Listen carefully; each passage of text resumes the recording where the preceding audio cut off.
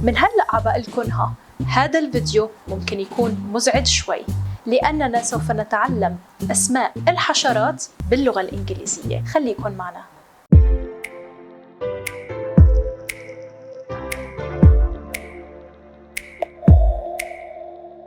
أهلا وسهلا فيكم في قناة حقيبة إنجليزي.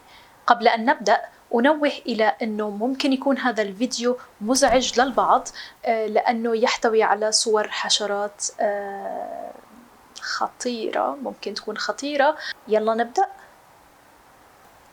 الحشرات الطائرة fly fly fly.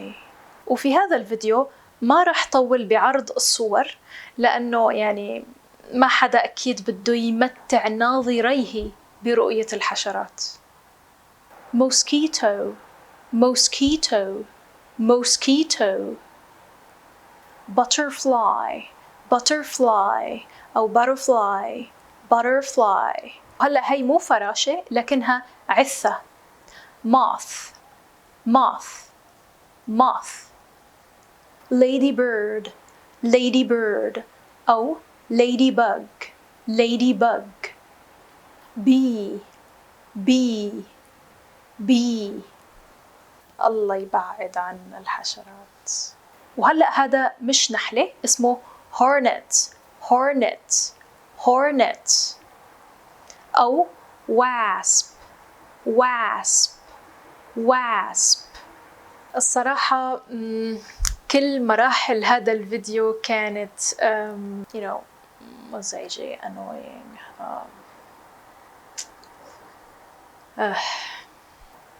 grasshopper grasshopper يعني جردة.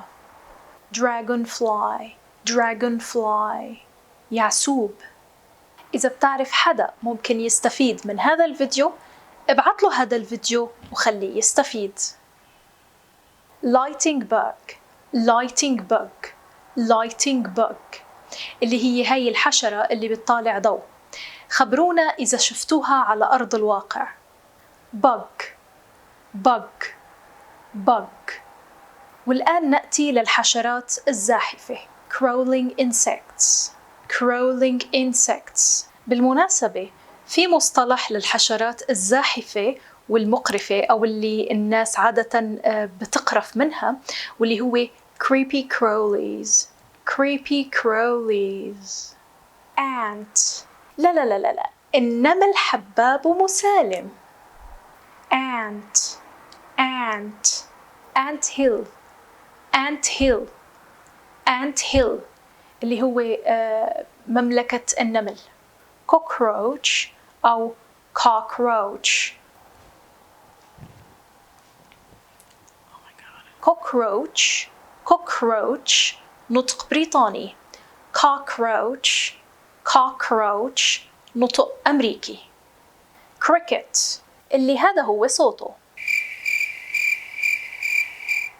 cricket cricket cricket. على فكرة صوته حلو كتير. beetle beetle beetle.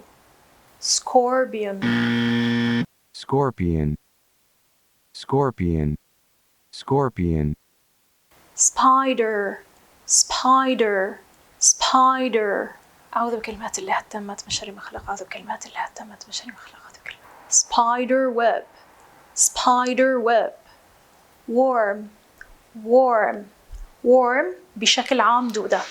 centipede centipede centipede. slug slug slug. إذا عجبك هذا الفيديو أو استفدت منه شارك الفيديو مع أصحابك وخليهم يستفيدوا. snail snail snail. praying mantis praying mantis praying mantis أو mantis mantis. lice lice أو head lice head lice head lice. وهون في نقطة مهمة جدا واللي هي الفرق ما بين الحشرات أو الآفات الزراعية أو الحشرات اللي بتاكل المحاصيل. الحشرات باللغة الإنجليزية اسمها insects.